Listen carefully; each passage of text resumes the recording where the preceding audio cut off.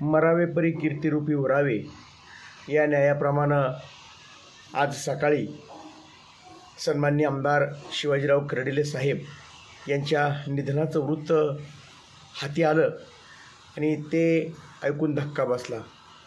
आशिया खंडातील सहकाराची पंढरी समजल्या जाणाऱ्या अहिल्यानगर जिल्ह्यामध्ये पहिला सहकारी साखर कारखाना उभा राहिला।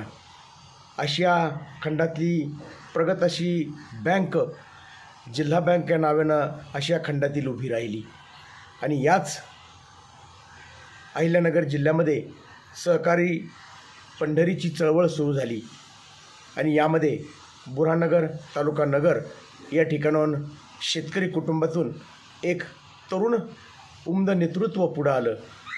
आपला दूधधंदा, त्या दूधधंद्याच्या माध्यमातून जिल्हा परिषद, पंचायत समिती, त्याचप्रमाणे जिल्हा बँक अशा अधिकाऱ्यांना दूध घालण्याचा रतीब कर्डिले परिवाराचा होता आणि त्या कर्डिले परिवाराचे एक नावाजलेलं नाव त्या काळी पुढं आलं, ते म्हणजे शिवाजीराव कर्डिले।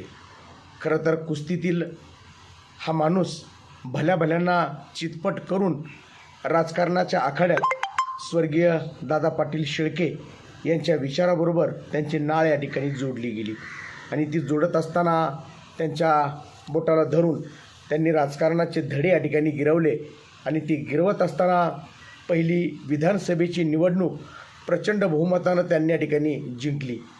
साहेब आमदार झाले। शिवाजीराव कर्डिलेंचे नाव संपूर्ण जिल्ह्यामध्ये या ठिकाणी झळकू लागले। कर्डिलेंचे साहेब झाले आणि साहेब मुंबईला पोहोचले। जनसामान्यांचा आधारबळ ते नेत्यांकडं असणारी त्यांची ओळख ही त्या ठिकाणी कामं आली आणि म्हणून पक्ष संघटनेत काम करत असताना त्यांनी कुठल्याही पक्षात असो जुन्या नव्यांचा मेळ घालण्याचं काम त्यांनी या ठिकाणी केलं आणि म्हणून जुन्यांची ओळख असताना अगदी जिल्ह्यामध्ये किंगमेकर म्हणून त्यांनी आपली छाप या ठिकाणी पाडली। जवळजवळ 35 ते 40 वर्ष त्यांनी विविध मतदारसंघाचं, विधानसभेच्या मतदारसंघाच्या निमित्तानं एक आमदार म्हणून, अनेक मंत्री म्हणून त्यांनी राज्यामध्ये काम केलं आणि हे करत असताना खरं तर त्यांनी एक नावलौकिक या ठिकाणी मिळवला, तो सगळ्या सोयऱ्यांच्या माध्यमातून आणि म्हणून नगर जिल्ह्यामध्ये आज त्यांचा दबदबा हा कायम या ठिकाणी राहिलेला आहे। परंतु नियतीच्या मनात काहीतरी वेगळंच होतं। आज रमा एकादशीच्या निमित्तानं खरं तर साहेब थोडंसं आजारी होते।